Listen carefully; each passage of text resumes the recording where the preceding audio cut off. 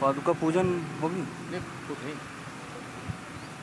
उस पादुका पूजन नहीं है। अच्छा ठीक है, सिर्फ वो हाँ पूजन। हाँ वो करवा देंगे। माल्यार्पण।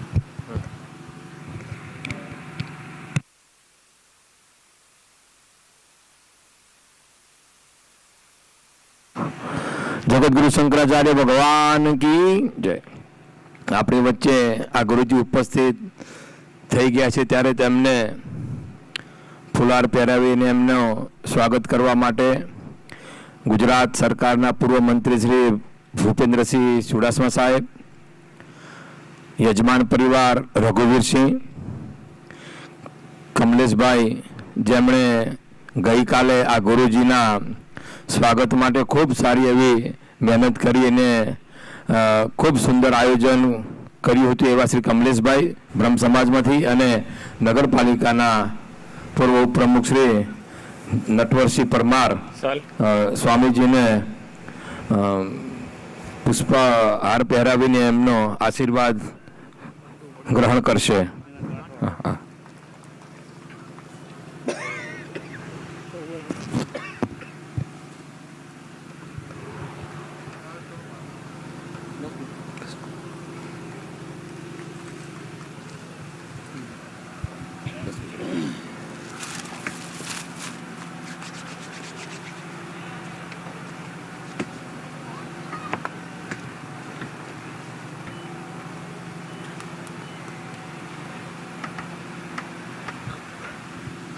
बोलिए जगतगुरु शंकराचार्य जी महाराज की, श्री द्वारिका शारदा पीठाधीश्वर महाराज की।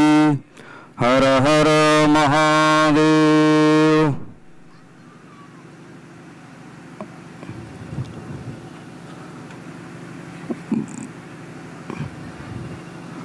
श्रीमन्महागणाधिपतये नमः। सजयति सिन्धुर्वदनो देवो यत्पादपङ्कजस्मरणं वासरमणिरिव तमसां राशिन्नाशयति विघ्नानां। नारायणसमारम्भां शङ्कराचार्यमध्यमाम् अस्मदाचार्यपर्यन्तां वन्दे गुरुपरम्पराम्। श्रीमत्परमहंसपरिव्राजकाचार्यवर्याः पदवाक्यप्रमाणपारावारपारिणाः यमनियमासनप्राणायामप्रत्याहारधारणाध्यानसमाध्यष्टाङ्गयोगानुष्ठाननिष्ठाः तपश्चर्याचरणचक्रवर्तिनः अनादिगुरुपरम्परा प्राप्तवैदिकधर्मप्रचारणपरायणाः सकल दर्शन समन्वित वेद वेदांत सिद्धांत प्रतिपादकाचार्याः निगमागम सार हृदयाः सर्वतंत्र स्वतंत्राः वर्णाश्रम सदाचार शिक्षकाः विश्वकल्याण मानसाः अखंड भूमंडलाचार्याः अनंत श्री विभूषित जगद्गुरु श्रीमदाद्य शंकराचार्य भगवत्पाद स्थापित मर्यादा पोषण परायणाः परापर विद्या विद्योतितान्तःकरणाः गोमती तीरवासिनः पश्चिमाम्नाय द्वारका शारदा पीठाधीश्वराः अनंत श्री विभूषित जगद्गुरु शंकराचार्य स्वामी श्री सदानंद सरस्वती स्वामी वर्याः विजयन्ते तरां। धर्म की अधर्म का, प्राणियों में विश्व का, गौ माता की गो हत्या, पूज्यपाद जगतगुरु शंकराचार्य भगवान की, श्री द्वारिकाधीश भगवान की, श्री चंद्रमौलीश्वर भगवान की। हर हर महादेव। ओम बालार्कारुण तेजसं त्रिनयनां रक्तांबरोल्लासनीं नानालंकृतराजमानवपुषं वालोडुराडशेखरां हस्तैरिक्षुधनुतृणीषुमशरं पाशं मुदा बिभ्रतीं श्रीचक्रस्थितसुन्दरीं त्रिजगताम् आधारभूतां भजे। आब्रह्माण्डपिपीलकान्तुतनवृत्सोजृम्भमाणास्फुटं जाग्रतस्वप्नसुषुप्तिभासतिकया सर्वत्र या दीव्यति। सा देवी जगदम्बिका भगवती श्रीराजराजेश्वरी श्रीविद्या करुणानिधि शुभकरी भूया सदा श्रेयसे। तद्दिव्यमव्ययं धाम सारस्वतमुपास्महे यत्प्रसादात् प्रलीयन्ते मोहान्धस्तमसच्चटः। श्रीराम जय राम जय जय राम।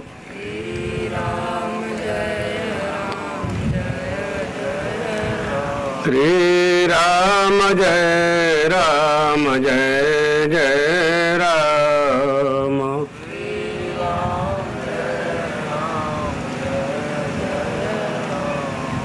श्रीराम जय राम जय जय राम।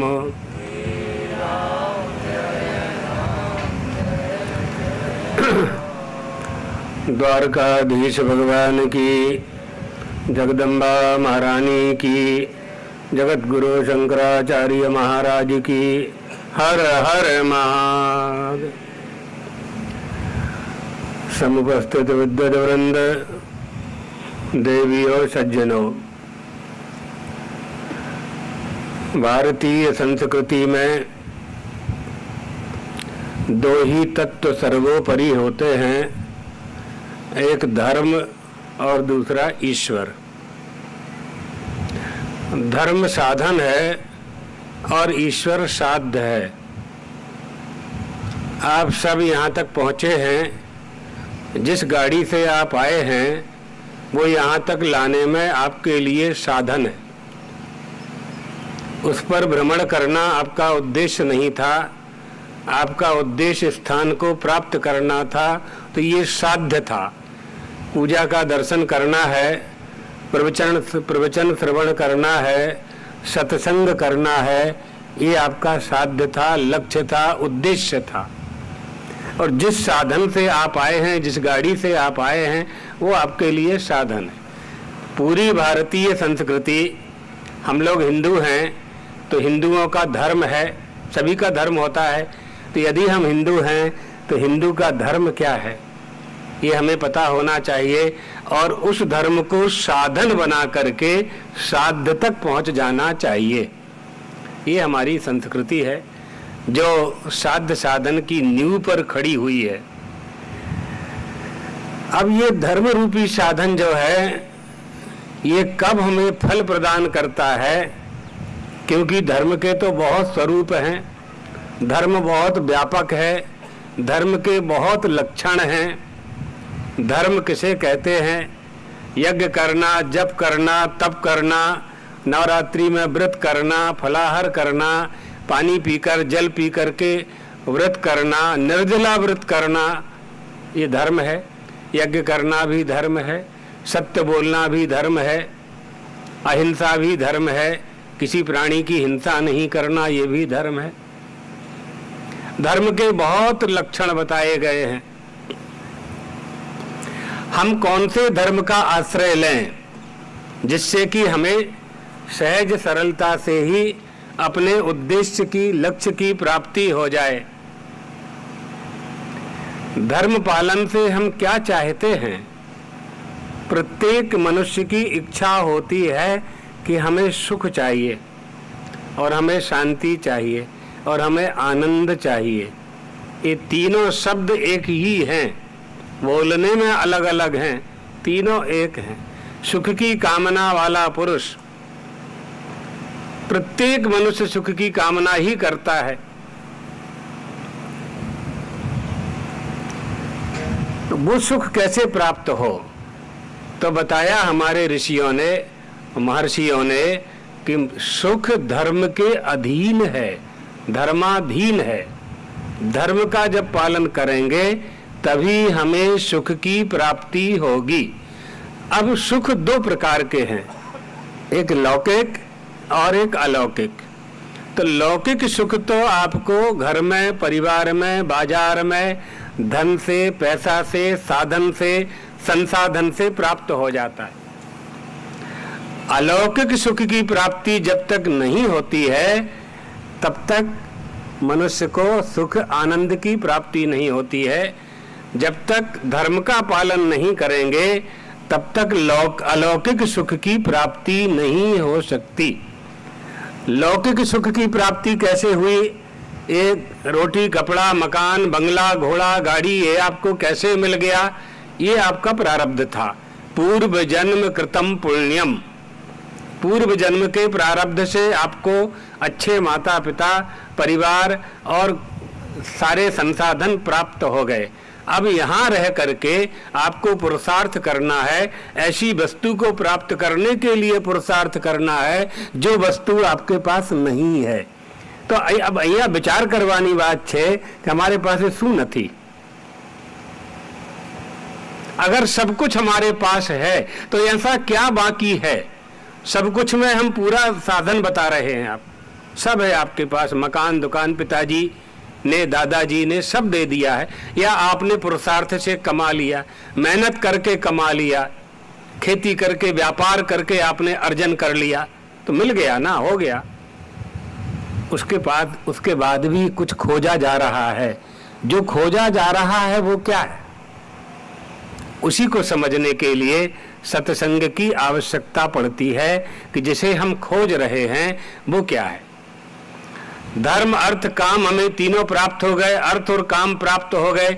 अब धर्म से क्या प्राप्त करना है? धर्मस्य ह्यापवर्गस्य नार्थोर्थायोपकल्पते। धर्म से धन नहीं कमाना है, धन कमा करके धर्म करना है। उस धन का सदुपयोग, उसका विनियोग धार्मिक कामों में करना है। धन कमाने के लिए पुरुषार्थ करना है और वह धर्म ईमानदारी से कमाई करना है और फिर उस धर्म से उस धन से धर्म का संपादन करना है। ऐसी बहुत ऐसी बातें हैं जो अलौकिक सुख को प्रदान करती हैं। धर्म का उत्तम फल। अब देखिए, हमने दो बात बता दी। ये देवी भागवत है, जो ग्रंथ आपके सामने दिखाई पड़ रहा है, इसको देवी भागवत कहते हैं। अपने लोग 8 दिन तक देवी भागवत के किसी न किसी एक माता जी के चरित्र को लेकर के ही सत्संग करेंगे। पूरी देवी भागवत तो हो नहीं सकती है, तो हमने विचार किया कि छोटे छोटे से प्रसंग लेकर के देवी भागवत के माध्यम से अपने लोग सत्संग करेंगे, माँ की महिमा का गान करेंगे। माँ की जिन्होंने आराधना की है, माँ की शक्ति जिन्हें प्राप्त हुई है, वो कैसे प्राप्त हुई है, क्या किया है उन्होंने कि वो माँ शीघ्रता से प्रसन्न होकर के उन्हें सारे सुख साधन प्रदान कर दिया करती है। तो लौकिक सुख और अलौकिक सुख, ये बात समझ में आ गई होगी कि रुपया, पैसा और धन, जमीन, व्यापार से जो प्राप्त होता है उसको लौकिक सुख कहते हैं।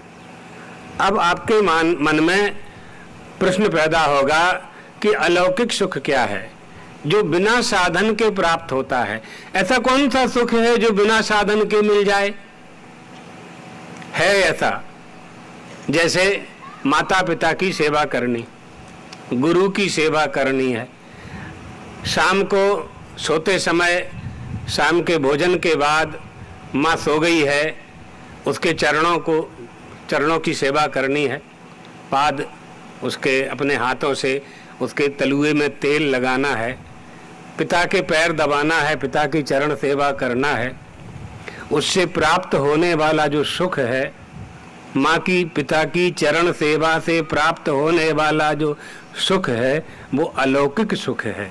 वो क्रय विक्रय से प्राप्त नहीं हुआ है। उसके लिए बाजार से कुछ लाना नहीं पड़ा है। किसी माँ ने यह नहीं कहा है कि बेटा 100 रुपया दे तब हमारे पैर चरणों की सेवा करना। किसी पिता ने नहीं कहा कि 10 रुपया दे तब हमारे पैर दबाना। हमारे सिर में वृक्ष लगाना या बाम लगाना, ऐसा कोई पिता नहीं कहता है। ये अलौकिक सुख, अलौकिक सुख बिना साधन के, बिना रुपया के, बिना व्यापार के प्राप्त होता है। उसके लिए क्या चाहिए?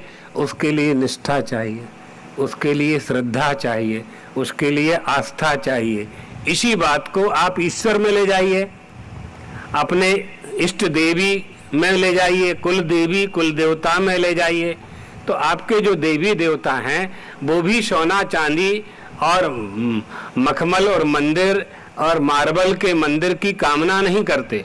वो अपने लोग बनाते हैं, हम भी बनाते हैं, हमने भी बनाए, वो बनाते हैं, वो अच्छी बात है। उसमें ये भाव है कि हम जब अच्छे मकान में रह सकते हैं तो हम अपने इष्ट देवता को भी अच्छे से अच्छे स्थान में स्थापित करें।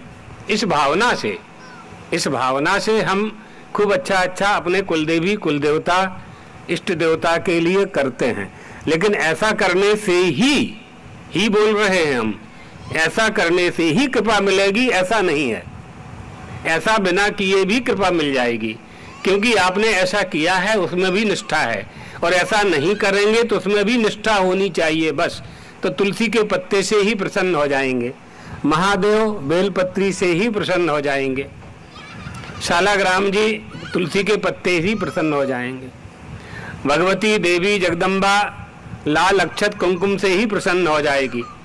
उसके बाद यदि हमारी आपकी क्षमता है तो षोडशोपचार पूजन करें, राजोपचार पूजन करें, 56 भोग लगाएं। परमात्मा ये नहीं देखता है कि कोई हमें क्या अर्पण कर रहा है, वह यह देखता है कि उसके मन में क्या है। बाह्यान अपेक्षश्च में, मैं बाह्य वस्तुओं का ध्यान नहीं देता हूं, मैं ये देखता हूं कि इसके अर्पण करने समय इसके मन में क्या है। हम देवी की आराधना करते हैं, जगदम्बा की आराधना करते हैं, उनकी कृपा और अलौकिक सुख प्राप्त करने की कामना से जब करते हैं। कामना भी दो तरह की होती है, एक सकाम एक निष्काम। वासना भी दो तरह की होती है, मलिना चा शुद्धा तथा मलिना और शुद्धा। हमारी कौन सी वासना है? वासनाएं तो होती ही हैं, कामनाएं प्रत्येक मनुष्य में होती हैं। उत्तरोत्तर अपनी उन्नति करने की कामना उसकी हुआ करती है। कहाँ जाएगा, किससे मांगेगा? माता पिता से, माता पिता नहीं हैं तो गुरु से, गुरु भी चले गए हैं तो देवी देवता से मांगेगा, कुलदेवी कुलदेवता से मांगेगा। मांगना गलत नहीं है, याचना गलत नहीं है। मांग करके याचना करके कामना पूर्ति के होने के बाद इष्ट देवता को भूल जाना गलत है, यही अपराध है। इसी अपराध के कारण हम पाकर के भी कुछ नहीं पाते। हम पाकर के देवी देवता से वह पाते हैं जो इन हाथों से हम कमा सकते हैं, इस बुद्धि से हम कमा सकते हैं, वही हमने देवी देवता से मांगा। देवी देवता से तो ऐसी वस्तु मांगनी है जो हमें संसार में कोई नहीं दे सकता है, कोई नहीं दे सकता है। ये संसार रूपी, ये जो हमारा शरीर है, ये शरीर रूपी वृक्ष है। इसमें दो फल लगे हुए हैं, एक पाप का एक पुण्य का, एक धर्म का एक अधर्म का, एक विद्या का एक अविद्या का, एक लौकिक सुख का एक अलौकिक सुख का। क्या चाहिए हमें, क्या चाहिए? उसमें से एक को अलग करना पड़ेगा, एक को अलग करना पड़ेगा। दो व्यक्तियों में से आपको एक को जानना है तो एक को परिच्छिन्न करना पड़ेगा। जीव और ईश्वर में से एक को जानना है तो जीव को परिच्छिन्न करना पड़ेगा, तो ईश्वर की प्राप्ति होगी। अधर्म को छोड़ना होगा तो धर्म की प्राप्ति होगी, पाप को छोड़ना होगा तो पुण्य की प्राप्ति हो जाएगी। पुण्य अर्जन करें न करें ये विशेष बात नहीं है, पाप न करें ये विशेष बात। बहुत से लोग बोलते हैं कि हम सत्य बोलते हैं, सत्य बोलने का बहुत लोग उपदेश देते हैं, सत्य बोलने का उपदेश देते हैं लेकिन खुद सत्य नहीं बोलते हैं। यही दोष हमें दुख देता है। इसी दोष के कारण सुख हमसे दूर हो जाता है। हमारे पास था वो तो हमें कहीं खोजना नहीं है। हमसे ना सुख है, हमसे सुख है। लोग बहुत बात करते हैं जन्म पहले की जाति पहले, ब्राह्मण पहले कि क्षत्रिय पहले कि वैश्य पहले, स्त्री पहले हुआ कि पुरुष पहले हुआ, बीज पहले हुआ कि वृक्ष पहले हुआ, एवा प्रश्न उभा करे छे ने बहु लोको।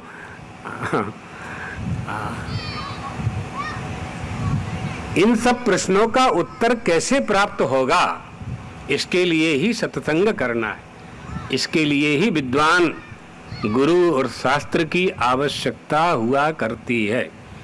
इसलिए सबसे सरल उपाय जन्मेजय ने सूत जी से पूछा।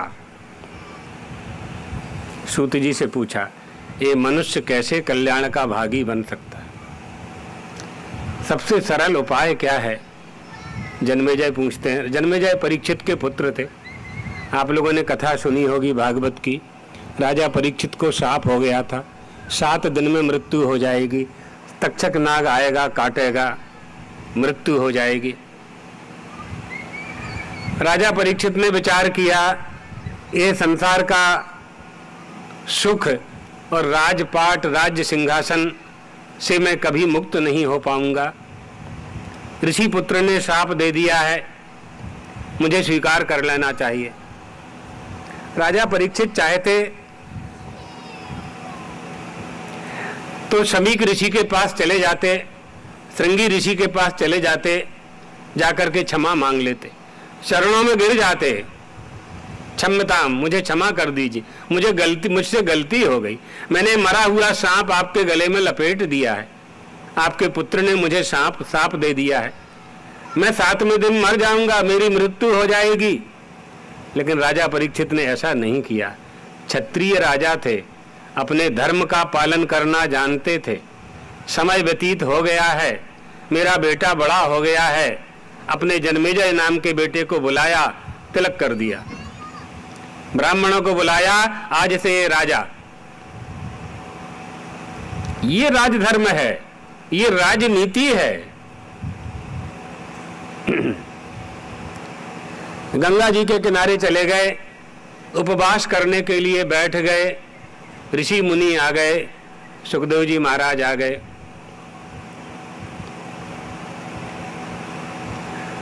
सुखदेव जी महाराज से राजा परीक्षित ने पूछा, मुझे शाप हो गया है, मेरे पास 7 ही दिन हैं, तक्षक नाग आएगा काटेगा, मेरी मृत्यु हो जाएगी। मरते समय मनुष्य को क्या करना चाहिए? क्या क्या पूछा आप देखिए। सुखदेव जी महाराज से ही अमर होने का वरदान राजा परीक्षित मांग सकते थे। अलौकिक योगी थे सुखदेव जी महाराज, अवधूत वेश में रहा करते थे। साधु संतों को, अवधूतों को, बड़े सिद्ध महापुरुषों को समझना बहुत कठिन होता है। क्वचित शिष्टा क्वचित भ्रष्टा क्वचित भूत पिशाचवत् नाना रूप धरो योगी विचचारो मही तले। उनके बाहरी रूप को देख करके आप ये निर्णय नहीं कर सकते कि इनकी वास्तविकता क्या है। जैसे पक्षी के उड़ते हुए मार्ग को कोई नहीं पकड़ सकता, शकुनी नाम वाकाशे, जैसे मछली के तैरते हुए मार्ग पर कोई सड़क नहीं बना सकता, इसी तरह से योगी की गति को कोई समझ नहीं सकता है। बहुत कठिन होता है। वो क्या चाहते हैं, क्यों चाहते हैं, क्या करते हैं, क्यों करना चाहते हैं, ऐसा।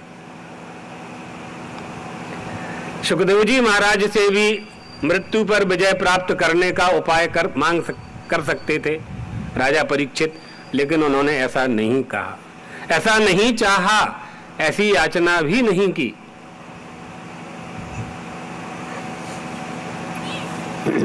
क्या कहा? अतः पृच्छामि संसिद्धिम योगिनां परमं गुरुम पुरुषस्येह यत् कार्यम म्रियमाणस्य सर्वथा। बताइए गुरुदेव, मरते समय मनुष्य को क्या करना चाहिए? मैं पूछना चाहता। मुझे शाप हो गया है, तक्षक नाग के दंश से मेरी मृत्यु होगी, उसका जहर चढ़ेगा, मैं मर जाऊंगा। मुझे मृत्यु से भय नहीं है, मृत्यु से भय नहीं है। मैं तो 7 दिन ही मेरे जीवन के हैं, तो मैं यह जानना चाहता हूं कि मृत्यु के समय मनुष्य को क्या करना चाहिए। कितना सुंदर प्रश्न किया है। सुखदेव जी महाराज ने कहा, राजन 7 दिन तो बहुत हैं, बहुत है 7 दिन। राजा खटवांग ने 2 ही क्षण में अपने संसार सागर से पार होने का उपाय प्राप्त कर लिया था। अयोध्या नरेश थे, इक्ष्वाकु वंश में थे, महाराज भगवान श्री राम के पूर्वज थे, खटवांग उनका नाम था। एक बार दैत्यों और देवताओं में युद्ध हुआ था। देवताओं का पक्ष लेकर के राजा खटवांग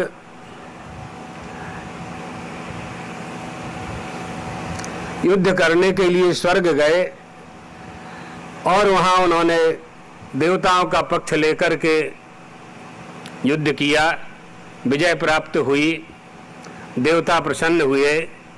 देवताओं ने कहा, वरदान मांगो, आपने हमारी बहुत सेवा की है, कुछ मांग लो।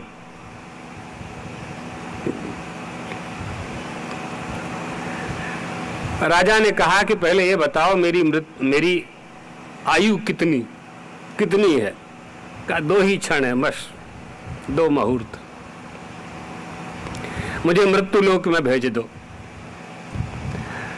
मृत्यु लोक में क्या होगा? मृत्यु लोक में 2 क्षण में ही संसार सागर से पार करने का उपाय मैं कर लूंगा।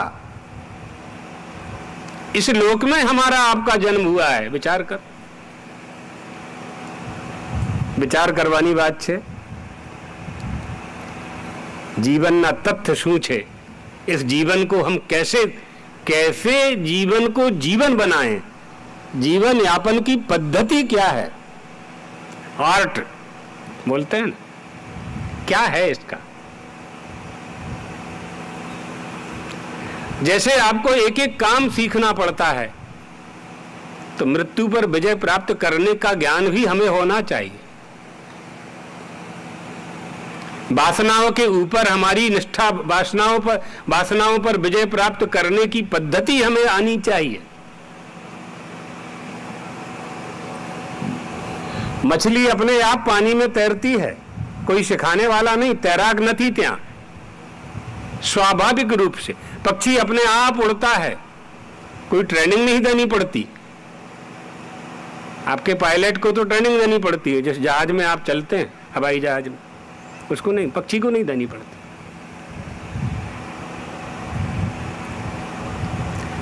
लेकिन उन सब में धर्म ज्ञान नहीं है और अपने उद्धार का मार्ग वो खोज नहीं सकते हैं। कौवे की बहुत बड़ी आयु होती है, बहुत जिंदा रहता है, वो जल्दी उसकी मृत्यु नहीं होती, और खाता भी बहुत है, पूरे दिन खाता है। कीमत क्या है? कीमत क्या है?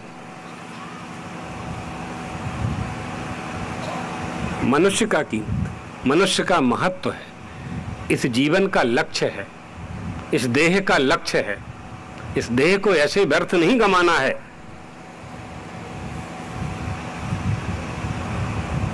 परमात्मा ने 24 लाख शरीर बनाए हैं, 84 लाख शरीर बनाए हैं, 1-2 नहीं, 84 लाख। उनमें वो रहता है, सभी में वह रहता है, प्रमाण है इसके। चींटी का निर्माण किया है, कीड़ी का निर्माण किया है, हाथी का निर्माण किया है, फिर उसके भोजन का भी निर्माण किया है। चींटी को 1 कण चाहिए, हाथी को 1 मन चाहिए। चींटी 1 मन खाएगी तो मर जाएगी, हाथी 1 कण खाएगा तो मर जाएगा। कौन है इतना बड़ा वैज्ञानिक, साइंटिस्ट विश्व में? विचार करने की बात, एक एक चीज पर विचार कर। वॉकिंग सवेरे भ्रमण करने जाते हैं लोग, वॉकिंग करने जाते हैं, वहां जो कुछ दिखता है सवेरे सवेरे उसी पर चिंतन हमारा बन जाए, संसार तो छूटेगा नहीं, परिवार भी नहीं छोड़ना है। इन सबके रहते हुए चिंतन बनाने में तो कोई मना नहीं करता ना। बेटा बेटी पैसा धेला कोई ना નથી પાડે છે कि आप ये मत सोचो, क्योंकि जो आप सोच रहे, जो आपका चिंतन है, वो तो केवल आप ही जानते हैं। तो आप अपने उद्धार की बात आप नहीं सोचेंगे, दूसरे के भरोसे रहेंगे, नहीं चलेगा। जीवन की जो क्रिया है, विक्रिया है, प्रकृति है, विकृति है, ये सब बिगड़ जाएगी। इसलिए उद्धरेदात्मनात्मानम, हमारे उद्धार के लिए हमें ही प्रयास करना है। उस प्रयास में हमने आपको बताया कि दो तरह के सुख होते हैं, एक लौकिक और एक अलौकिक। अलौकिक सुख चाहिए। अलौकिक सुख बिना जगत जननी जगदम्बा राजराजेश्वरी त्रिपुर सुंदरी दुर्गा देवी की कृपा के बिना, माँ के बिना नहीं मिल सकती। कोई नहीं है ऐसा कृपा करने वाला जैसी कृपा माँ करती, जैसी कृपा माँ किया करती है। तो जन्मेजय ने सूत जी से पूछा, हमें माँ का महत्व बताइए। हमें जन्मेजय हमने बता दिया परीक्षित के पुत्र थे। अब वो भागवत की जो कथा है उसे छोड़ रहे हैं, माँ पर आ रहे हैं। वो प्रसंग तो बहुत बड़ा है।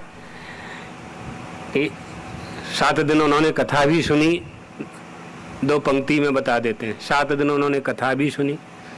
तक्षक नाग आया भी, उसने परीक्षित को दंश किया, काटा और जहर चढ़ा और उनकी मृत्यु हो गई। लेकिन वहाँ रहस्य की बात यह है कि तक्षक नाग के आने के पहले ही वो अपने आप में स्थित हो गए थे। ऐसा उपदेश सुखदेव जी महाराज ने दिया था कि राजन तंतु राजन मरिष्येति पशु बुद्धि मिमाम जही। राजन तुम मरोगे, इस पशु बुद्धि को छोड़ो। ये मृत्यु से भय करना, भयभीत होना कि हम मरेंगे, ये पशु बुद्धि है। क्या करूं गुरुदेव? अहम ब्रह्म परम धामो, मैं ब्रह्म हूं, ब्रह्म मैं हूं। ब्रह्माहम परमम, पद्मासन लगा करके बैठ जाओ, अपने आप को अपने आप में ही स्थित कर लो। तुम मरने वाले नहीं हो। क्यों नहीं मरने वाले गुरुजी? सुखदेव जी ने, राजा परीक्षित ने पूछा। इसलिए नहीं मरने वाले, न जाता प्राग भूतेद्यो, अब पैदा ही नहीं हुए हो तो मरोगे कहां से? जो वस्तु पैदा होती है वही ना मरती है। तो लोग पूछते हैं कि जाति पहले कि जन्म पहले? भैया जन्म पहले है। जब जन्म होगा तब जाति आप पर आरोपित होगी कि तुम्हारे माता पिता जिस जाति के थे उस जाति के आप हो, तो जन्म पहले होगा ना। दूसरा प्रश्न उभा करे चेलों को कि जन्म पहला कि कर्म पहला? जन्म पहले कि कर्म पहले? ऐसे प्रश्न करते ना। आप खूब डिबेट चल रही है, छापा में हमने पढ़ा था। जन्म पहले कि कर्म पहले? अरे जन्म होगा तब ना कर्म करोगे। आंख पहले होगी तब देखेगी कि पहले देखेगी तब आंख होगी? ख्याल पड़ी? ये सब उपनिषदों में है। ये तो हम बहुत सरल करके हिंदी में आपको बता रहे हैं। आंख पहले होगी तभी संसार को देखोगे, कान पहले होगा तभी शब्द श्रवण कर पाओगे। तो जब पैदा होंगे हम तभी तो हमारा कर्म सिद्ध होगा। जब पैदा होंगे तो हमारी जाति तय होगी। क्या जाति होगी हमारी? जिस जाति के हमारे माता पिता हैं। इतनी छोटी बात को कितना बड़ा बड़ा कर करके व्याख्यान कर रहे हैं। जिन शब्दों का अर्थ नहीं जानते हैं उन अर्थों पर व्याख्यान, उन शब्दों पर व्याख्यान हो रहा है। इन बातों को समझना चाहिए, इसके लिए पढ़ना चाहिए। जो पढ़े लिखे हैं उनके पास बैठना चाहिए। जो गुरु हैं इसी के लिए तो गुरु होता है, इसीलिए गुरु शिष्य का गौरव प्रदान करता है। तो जन्मेजय ने पूछा सूत जी महाराज से कि गुरुदेव, उनको गुरु बना लिया, बताइए श्रेष्ठ उपाय बताइए कैसे संसार सागर से हम पार हो सकते हैं। सरल उपाय, उपाय तो बहुत हैं, बहुत हैं।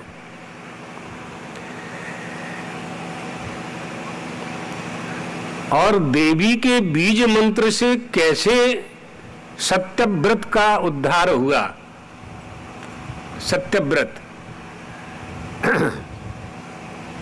एक कथा आती है, इसमें उस कथा का सार हम बताते हैं। पूरी कथा तो बहुत बड़ी है, हम उसका सार बताते हैं।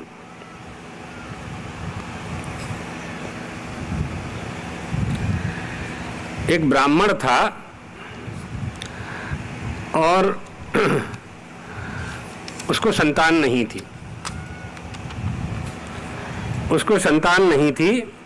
कौशल देश में वो निवास करता था और उसका नाम था देवदत्त। देवदत्त नाम का ब्राह्मण था। तो उसने विचार किया कि बिना संतान के नहीं रहना चाहिए। हमारे ना रहने पर हमारा तर्पण कौन करेगा, ऐसा विचार उसके मन में आया। धर्मशास्त्र में 2 व्यवस्था है। कथा के साथ साथ ये बातें भी हमें समझ लेनी चाहिए। संतान होना चाहिए, बेटा हो बेटी हो कुछ भी हो, होना चाहिए। अगर किसी को नहीं भी होता है तो ये विचार नहीं करना है आपको कि हमारा उद्धार नहीं होगा, ये विचार नहीं करना। हाँ, वंश आगे बढ़ने की बात है, उसमें जरूर अवरोध आएगा, उसके लिए व्यवस्थाएं हैं। गोद लेने की परंपरा है, दूसरी परंपराएं भी हैं। लेकिन इसके लिए दुखी नहीं होना है कि हमें संतान नहीं है, क्योंकि संतान नहीं है तो जलांजलि कौन देगा, श्राद्ध कौन करेगा, दाह संस्कार कौन करेगा, गयाजी कौन जाएगा, ब्रह्म कपाली कौन जाएगा, प्रयागराज कौन जाएगा, ये सब प्रश्न लोग करते हैं। लेकिन धर्मशास्त्रों को जब आप पढ़ेंगे तो पाएंगे कि ये सब होना आवश्यक है। लेकिन नहीं है तो भी आपका उद्धार होगा। आपके उद्धार के लिए आपको स्वयं ही सब कुछ कर देना है, सब कुछ कर देना है। जो आपका बल है, जो आपकी क्षमता है, जो आपकी ताकत है, उस बल को आप जब वितरित करेंगे तो आपके उद्धार का कारण वही बल बन जाएगा जो आपने किया। जैसे दान, धर्म, यज्ञ, जप, तप आदि, ये सब आपके उद्धार के ही कारण। पुत्र हो जाना बहुत अच्छी बात है, लेकिन नालायक पुत्र हो जाए तो कोर्था पुत्र जाते न, ऐसे पुत्र से क्या मिलेगा आपको, कुछ नहीं मिलने वाला। धुंधकारी की कथा आप लोगों ने सुनी। आत्मदेव नाम के ब्राह्मण ने पुत्र प्राप्ति के लिए कितना प्रयास किया, कितना प्रयास किया। अंत में महात्मा मिले, महात्मा के चरणों में गिर गया, कहने लगा पुत्र नहीं दोगे तो मेरी मृत्यु हो जाएगी। महात्मा जी ने कहा 7 जन्मनि, 7 जन्म तक पुत्र नहीं है, नैव च 7 जन्म तक संतान नहीं है तुझे। और महात्मा जी यही पकड़े गए। आत्मदेव ने सोचा कि जो महात्मा 7 जन्म का भविष्य बता सकता है, वो संतान भी दे सकता है। इतनी तपस्या का फल इसके पास है। तो पकड़ लिया आत्मदेव ने, गिर पड़ा, या तो पुत्र दो, या पुत्र का वरदान दो, या फिर हम इसी तालाब में कूद करके आप मृत्यु का वरण करते हैं, आत्महत्या कर लेते हैं, उसका पाप आपको लगेगा। महात्मा जी को देना पड़ा। फल में एक फल दे दिया, पत्नी को दे देना। सतपुत्र होना चाहिए, बेटा हो और चाहे बेटी हो। जिनको बेटी भी है उनका भी उद्धार होता है, जिनका बेटा है उनका भी उद्धार होता है, जिनको नहीं है उनका भी उद्धार होता है। सतपुत्र होना चाहिए। जिनकी बेटी है दमाद उनकी क्रिया कर सकता है, जिनके बेटा नहीं है उनके दूसरे रिश्तेदार भतीजे आदि उनकी क्रियाएं कर सकते हैं। तो ये सब विधान हैं, पढ़ना चाहिए। जो पढ़े लिखे हैं उनसे जाकर के पूछना चाहिए। एक बात केवल अपने ध्यान में रख लेते हैं तो फिर धर्मशास्त्र तो सागर है, सागर है। सागर में गोता लगाओगे आनंद आएगा। सागर में गोता नहीं लगाओगे तो जिसने जो कह दिया वही मान लोगे। आपकी बौद्धिक योग्यता यदि नहीं है तो सामने वाला जो कह रहा है वही स्वीकार करना पड़ेगा। इसलिए हमारी सनातनी हिंदू धर्म की परंपरा है कि पहले लोगों को शिक्षित करना है। सबसे बड़ा काम, विश्व में सबसे बड़ा काम है। हम लोगों की दृष्टि से रोटी कपड़ा मकान से भी बढ़कर के शिक्षा। अगर हम शिक्षित हो गए तो हमें सब मिल गया, सब कुछ मिल जाता है। और सब कुछ मिल गया और बोध नहीं है, ज्ञान नहीं है, शिक्षा नहीं है, अध्ययन नहीं किया है, स्कूल कॉलेज नहीं गए हैं, तो सब कुछ होते हुए भी हमारे पास कुछ नहीं है। फिर क्या है? भोजन है और मकान है, जमीन है और खेती है, व्यापार है और धन है, गाड़ी है, घोड़ा, यही रह गया ना। ये आपके देह में साधक हैं सब, आपके देह को प्रसन्न रखेंगे, ये देह को तंदुरुस्त रखेंगे। वो नहीं मिलेगा और मोक्ष भी नहीं मिलेगा। और मनुष्य का शरीर प्राप्त हुआ है कि दूसरी बार मनुष्य नहीं बनना है हमें, दूसरी बार कोई शरीर प्राप्त नहीं करना है हमें, किसी माँ के पेट में जाना ही नहीं है। એટલા માટે इसलिए मनुष्य का शरीर प्राप्त हुआ।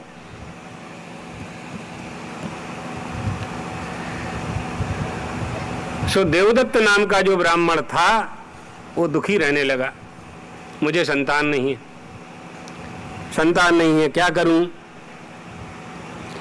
कौशलेशी द्विजः कश्चिद देवदत्तेति विश्रुताः। देवदत्त नाम था उसका। विचार करने लगा कि क्या करूं। विचार किया, यज्ञ करूंगा, पुत्रेष्टि यज्ञ करूंगा। महाराज दशरथ को संतान नहीं थी, उन्होंने यज्ञ किया। राम लक्ष्मण भरत शत्रुघ्न 4 पुत्र हुए। मैं भी यज्ञ करूंगा, पुत्र की प्राप्ति के लिए यज्ञ करूंगा। सो विद्वान ब्राह्मणों को बुलाकर के ले आए, यज्ञशाला का निर्माण किया और गोविल ऋषि को उद्गाता बना करके, यज्ञों में सब होते हैं, आचार्य होते हैं, उद्गाता होते हैं, अध्वर्यु होते हैं, होता है, प्रस्तोता होता है, यजमान होता है, ब्रह्मा होता है, ये सब यज्ञ की विधि है।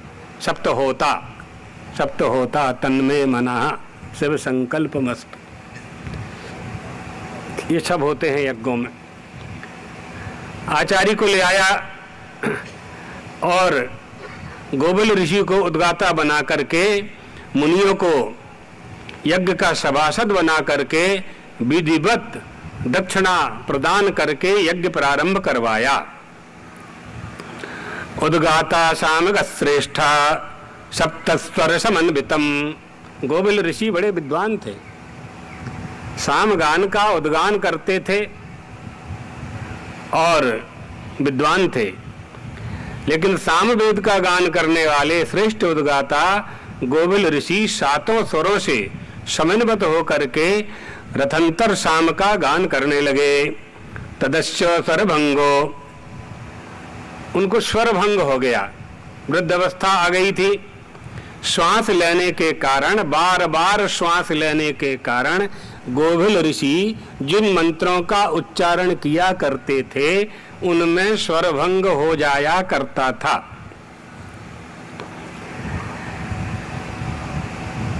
जो देवव्रत नाम का ब्राह्मण था, जो यजमान बना हुआ था, वो भी विद्वान था। विद्वान होते हुए भी आचार्य की नियुक्ति करनी चाहिए। सो आचार्य की नियुक्ति उसने की। उसने देखा कि मैंने जिनको गुरु बनाया, आचार्य बनाया, यज्ञ का श्रेष्ठ काम सौंपा और मुझे पुत्र चाहिए, पुत्र कामना से मैं यज्ञ कर रहा हूँ। विधिहीनस्य यज्ञस्य सद्यः कर्ता विनश्यति। विधिहीन यज्ञ यजमान को नष्ट कर दिया करता है। मैं पुत्र कामना से यज्ञ कर रहा हूँ, ये तो अशुद्ध उच्चारण कर रहे हैं, पुत्र की प्राप्ति कैसे होगी? मन में संदेह हो गया और संशय आत्मा विनश्यति। गुरु के प्रति जब संशय हो जाता है, धर्म के प्रति जब संशय हो जाता है, पति के प्रति जब संशय हो जाता है, पति का पत्नी के प्रति संशय हो जाता है, पिता पुत्र में संशय की उत्पत्ति हो जाती है, नुकसान होता है। नुकसान क्या? विनाश होता है। विनाश का अर्थ मरना ही नहीं है। अकेले मरना ही अर्थ नहीं है, बुद्धि का नष्ट हो जाना भी तो विनाश ही है। इसलिए इन सब में आपस में संशय नहीं होना चाहिए, निष्ठा होनी चाहिए।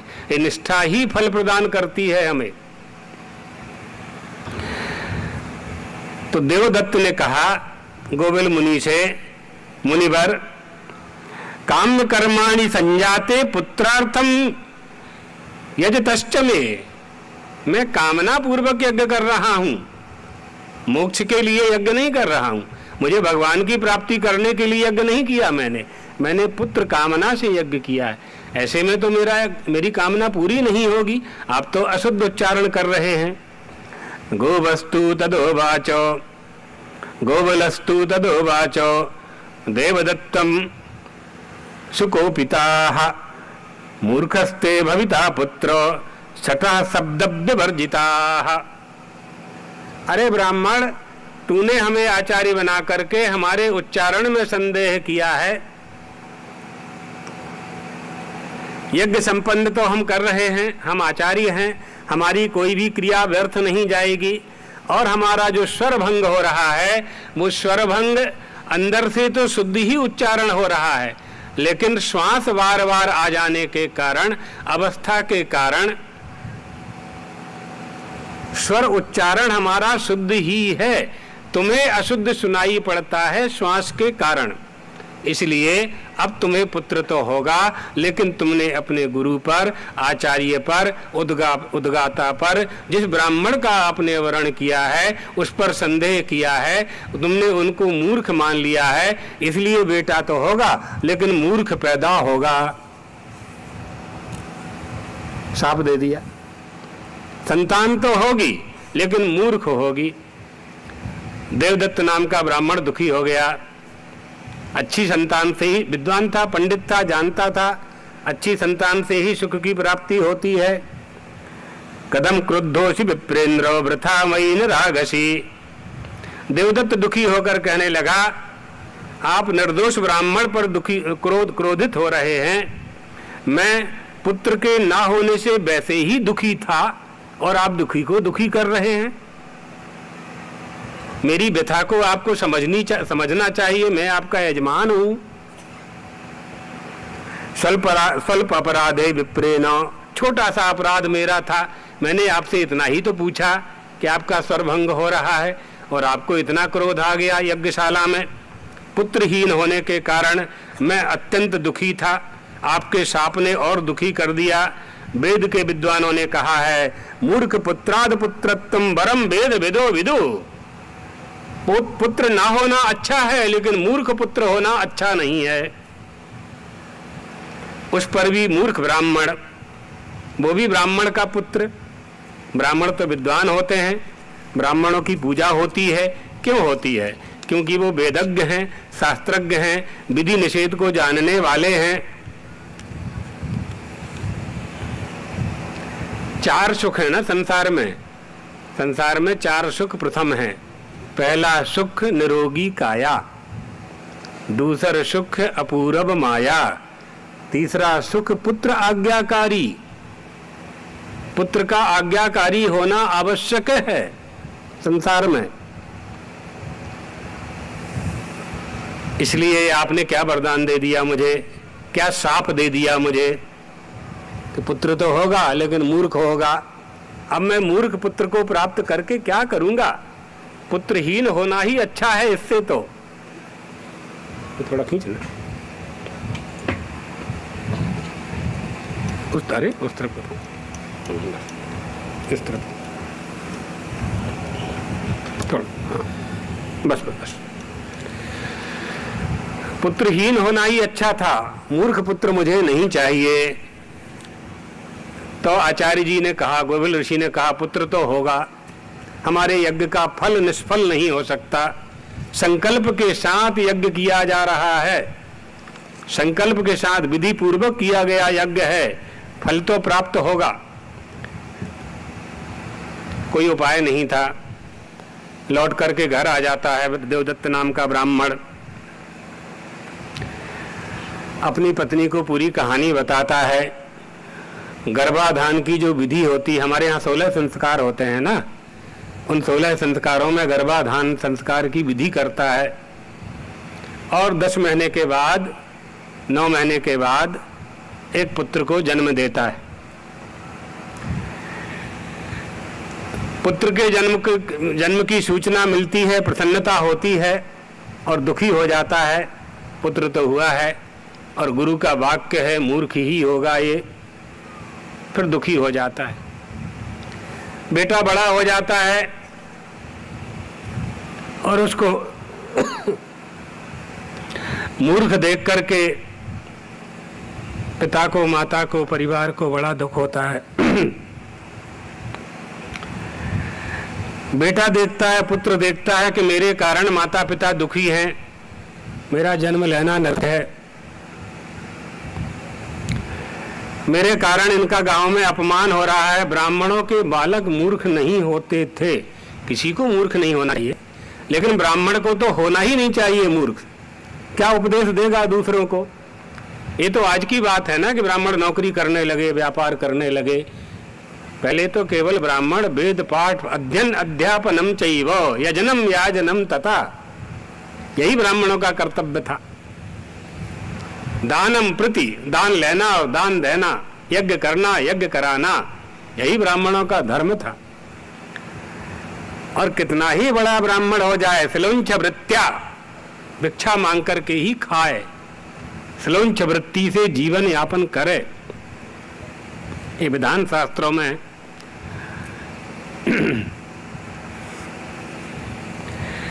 समझदार हो गया बालक, माता पिता को दुखी देखा, परिवार वालों को दुखी देखा, समाज में सम्मान पिताजी को नहीं मिल रहा था।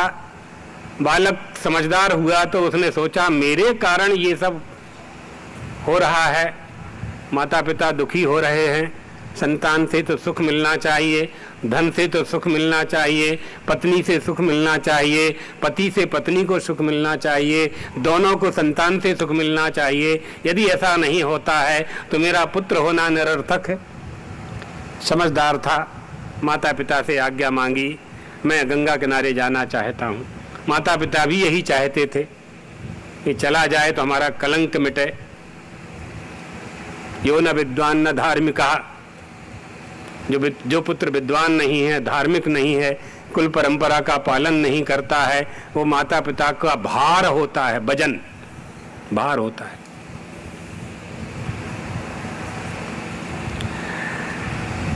गंगा तीरे स्वस्थाने,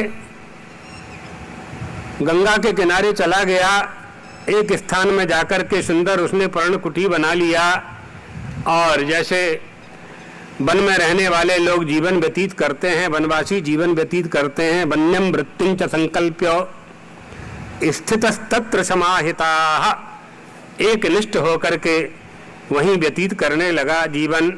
और उसने संकल्प किया, नीवंचा परम कृत्वा ना सत्यम, मैं कभी असत्य नहीं बोलूंगा, हमेशा सत्य बोलूंगा। गंगा जल लेकर के उसने संकल्प कर लिया, सत्य बोलूंगा हमेशा। ये सबसे बड़ा धर्म है, सबसे बड़ा धर्म है। देखो, अपनी मृत्यु को कोई टाल नहीं सकता है और मृत्यु आने के लिए किसी को कोई प्रयास नहीं करना पड़ता है, कोई कोशिश नहीं करना पड़ता है। जो आत्महत्या करते हैं ना, सुसाइड करते हैं, बीजी बात है, एना पर बीजो कारण है, उसका भी एक कारण है, वो बिना कारण के नहीं है। तो उसमें अभी नहीं जाते हैं, फिर समय बहुत हो जाएगा।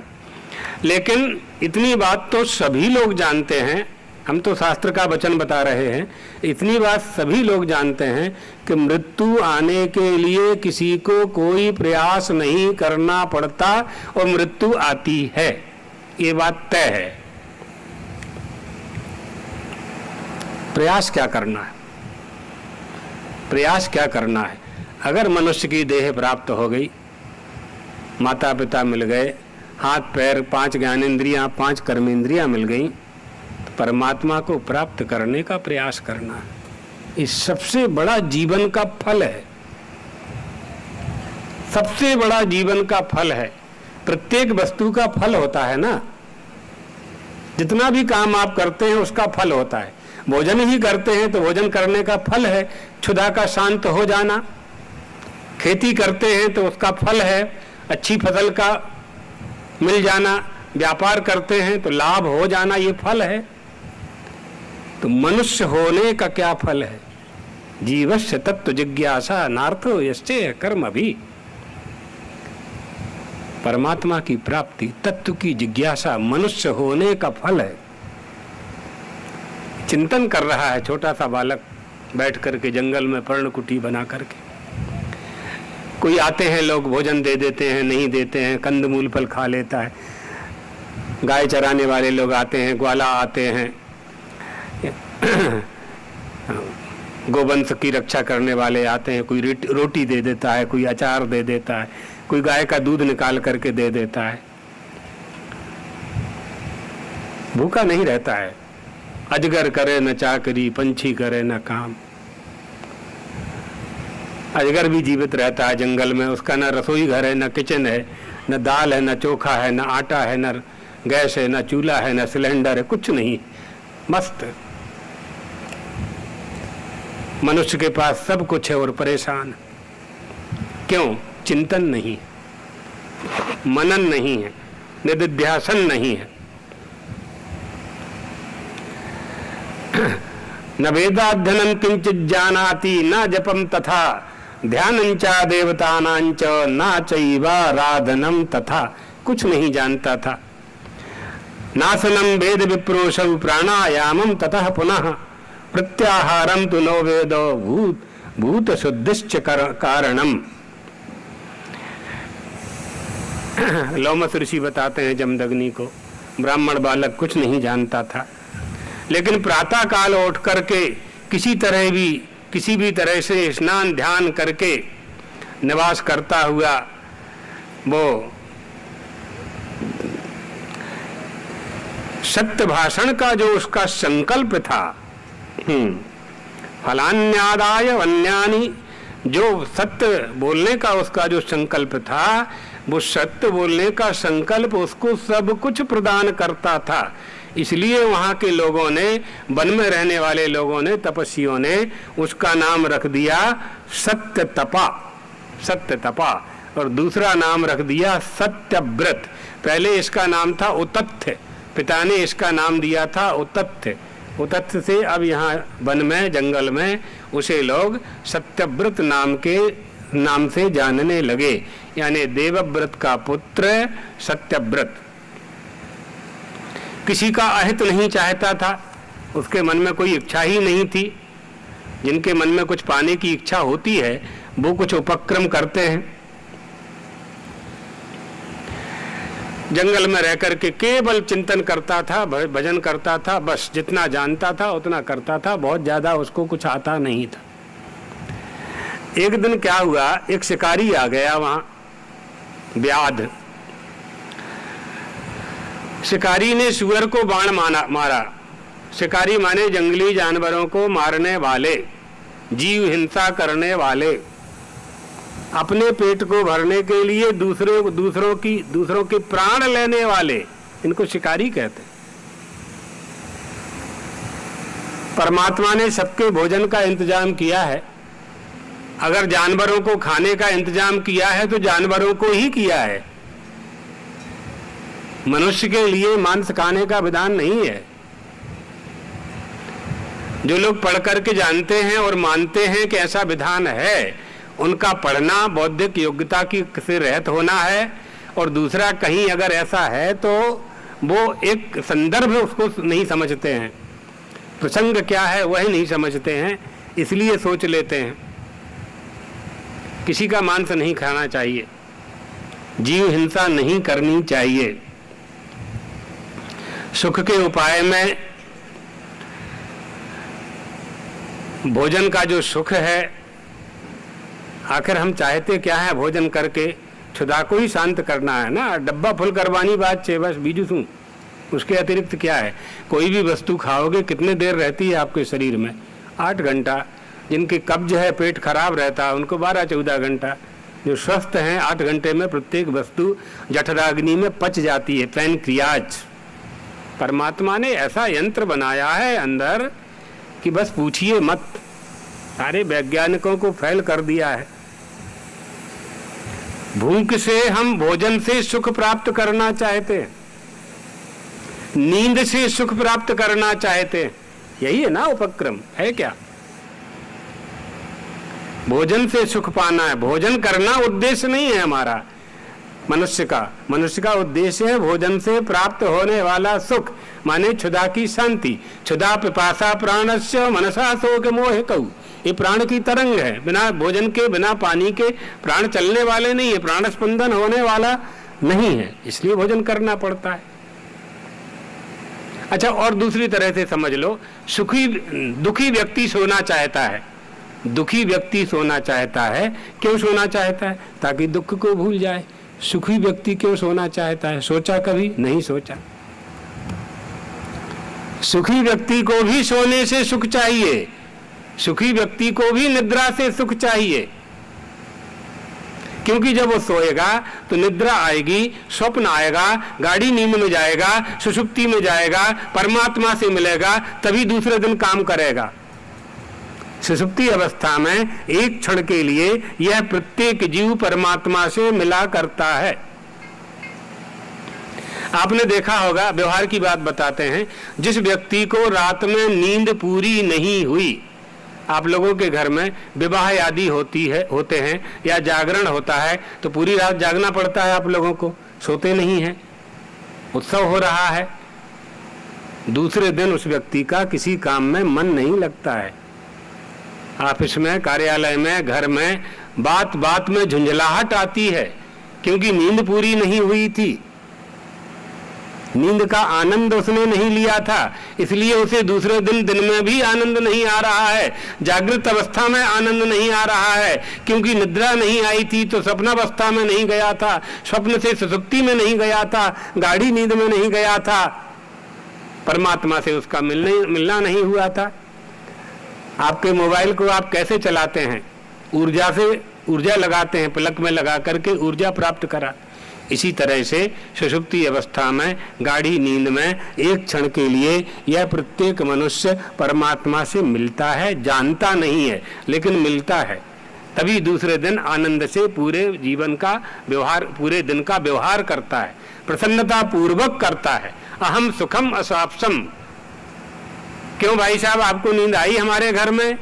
मेहमान से पूछा आपने, तो वो कहता है हाँ, आज तो हम ऐसे सुख से सोए, हमें कुछ याद ही नहीं रहा।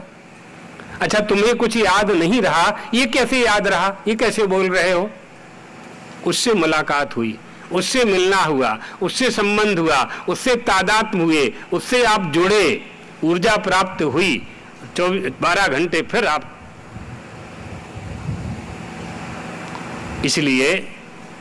इसलिए हमारा चिंतन और हमारा मन, हमारा निधिध्यासन हमें ऊर्जा प्रदान करता है। उस ऊर्जा को सत्यव्रत प्राप्त कर लिया करता था।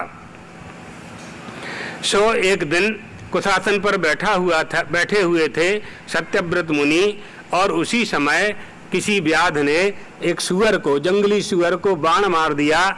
वो बाण से मरा तो नहीं, लेकिन बाण बहुत गहरा घाव कर गया और रक्त प्रवाह होने लगा, और रक्त उसके शरीर से निकलने लगा, एक एक बूंद टपकने लगी। वो भागता गया, सुअर भागता गया, प्राणों की रक्षा करने के लिए भागता गया, और रक्त लहू टपकता गया।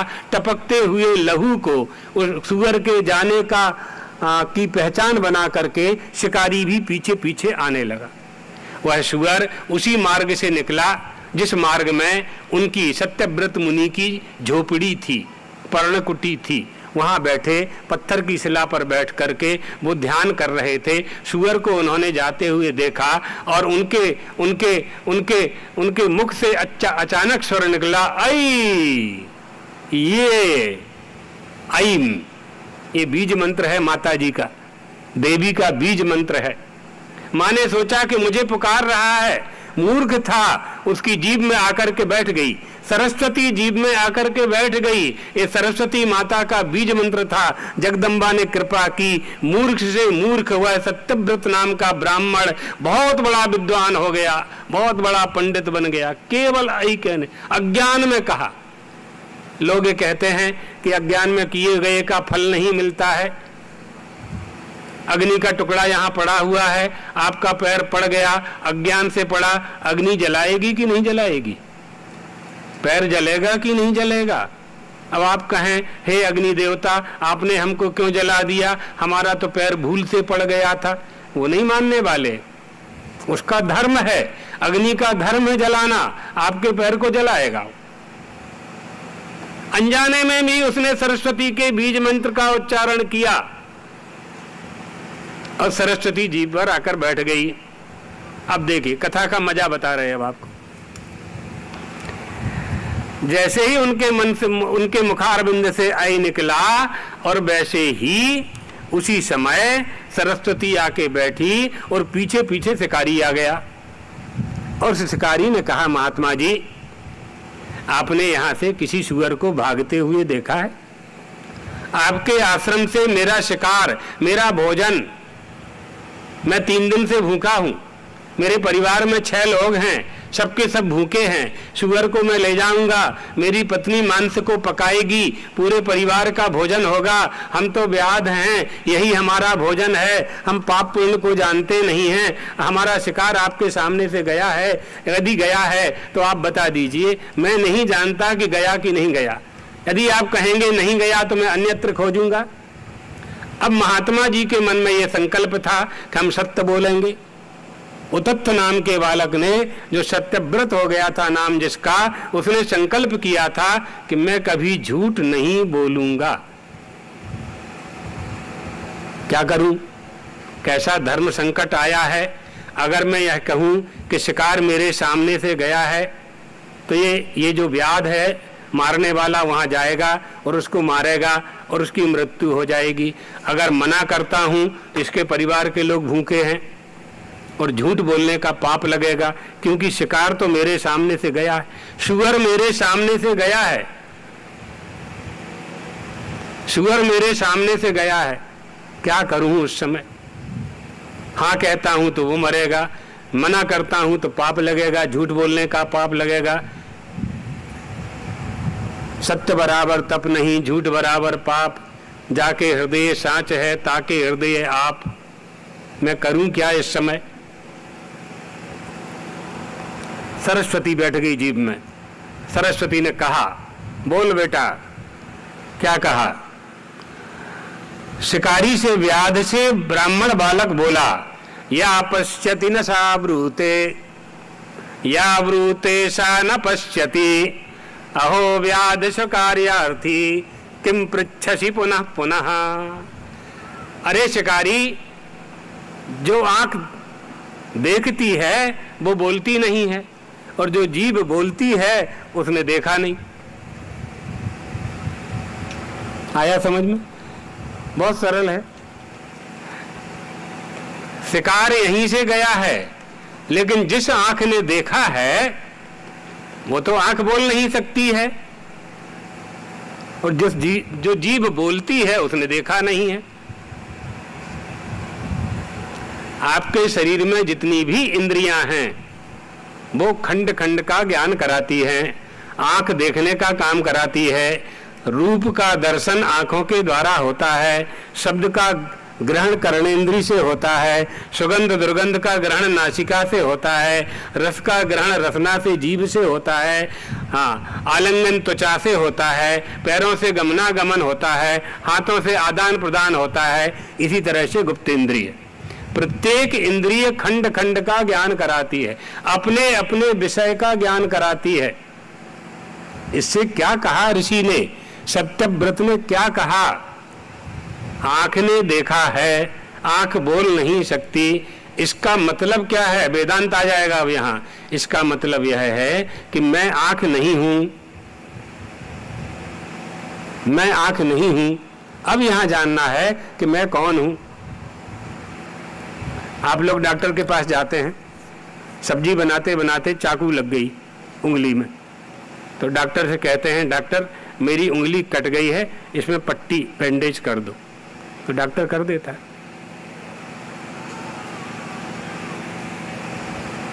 घर आ गए,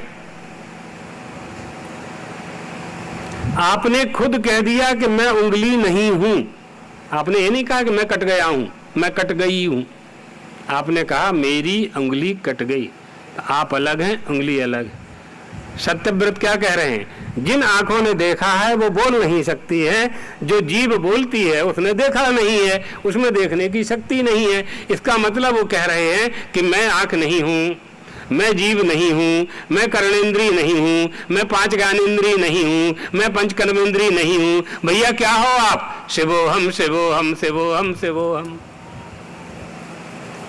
ना हम मनुष्यो न च देव यक्षो न ब्राह्मण क्षत्रिय वैश्य शूद्रा न ब्रह्मचारी न गृही वनस्थो भिक्षुर्न चाहम न च बोध रूपम शिवोहम शिवोहम शिवोहम शिवोहम सच्चिदानंदोहम। मैं न ब्राह्मण हूं, न क्षत्रिय हूं, न वैश्य हूं, न शूद्र हूं, न ब्रह्मचारी हूं, न गृहस्थ हूं, न वानप्रस्थ हूं, न सन्यासी हूं, शिवस्वरूप हूं। सत्यव्रत ने कहा मैंने नहीं देखा, आंख ने देखा होगा, आंख से पूछ लो, आंख बोल नहीं सकती। महात्मा का दर्शन हुआ, महात्मा से क्या बात करता बहुत देर तक, समझ गया कुछ, जो समझा वो बोला नहीं। महात्मा को मन ही मन में प्रणाम किया और वापस चला गया। महात्मा जी ने जाकर के दूर देखा, सुअर सचेत था, जिंदा था, उसकी मृत्यु नहीं हुई थी। अपने आप अपने मन में प्रसन्न हुए, अनुभूत हुआ, झूठ भी नहीं बोलना पड़ा और सुअर के प्राणों की रक्षा भी हो गई और शिकारी भी संतुष्ट होकर के चला गया। कैसे धर्म का पालन करेंगे? स्वल्पमप्यश्च धर्मस्य त्रायते महतो भयात्। छोटा सा भी धर्म का पालन एक सत्य बोलने मात्र से सत्यव्रत तपस्या से परिपूर्ण हो गए। पूर्णमदः पूर्णमिदम्, परिपूर्ण हो गए, सब कुछ पा लिया उन्होंने। सत्यव्रत ने अपना सत्य बोलने का उनका जो संकल्प था उसका त्याग नहीं किया। हमारा संकल्प हमें मालूम होना चाहिए।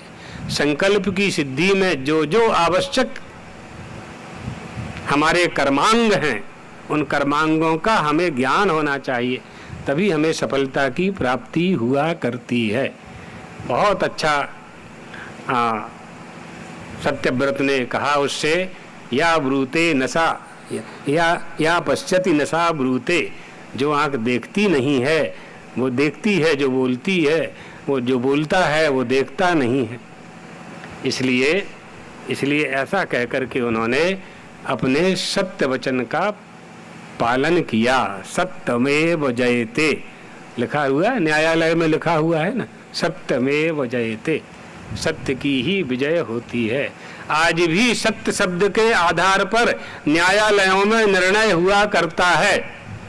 आज भी सत्य के आधार पर माँ अपने 1 साल के बेटे को कहती है बेटा प्रणाम कर। बेटा देखता है, क्यों? कहती है तेरे पिता हैं। घर में तो 4 पुरुष थे, तो बेटा कहता ये 3 क्या हैं? उनकी तरफ देख करके इशारा करता, ये 3 क्या हैं? कहा ये तेरे चाचा हैं, काका हैं, ये तेरे पिता हैं, प्रणाम कर। सत्य वचन, माँ के सत्य वचन को मान करके वो पिता के स्वरूप को पा करके प्रसन्न होता है और उन्हें प्रणाम करता है। उस माँ को ही ब्रह्म विद्या कहते हैं। वही माँ लौकिक बेटे की माँ है। तो अलौकिक माँ कौन है? जगत जननी। जगत जननी वो उपदेश करती है, उसका नाम है ब्रह्म विद्या। भगवती राजराजेश्वरी त्रिपुर सुंदरी अष्टभुजा दुर्गा देवी खड्गम चक्र परेशु, है ना, वो ब्रह्म विद्या है। उस माँ की जब हम आराधना करते हैं तो सारा जगत ब्रह्ममय दिखाई पड़ने लगता है। इसलिए यह जो नवरात्रि का पर्व है यह ब्रह्म विद्या की आराधना का पर्व है, उनकी उपासना का पर्व है। जब उनकी उपासना करते हैं तो माँ की करुणा असंभव को संभव करे। माँ की करुणा, उनकी दया, उनकी दयालुता, कृपालुता हमें सब कुछ प्रदान कर देती है, जिसे प्राप्त करने के लिए यह मनुष्य देह प्राप्त हुई है। श्री ललिते जय ललिते जय जय ललिते,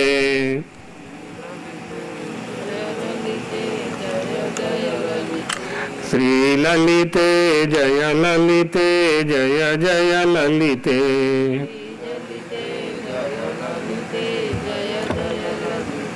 श्री दुर्गे जय दुर्गे जय जय दुर्गे,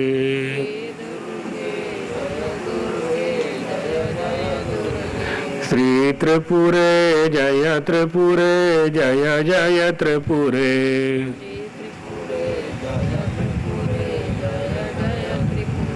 श्री अम्बे जय अम्बे जय जय अम्बे,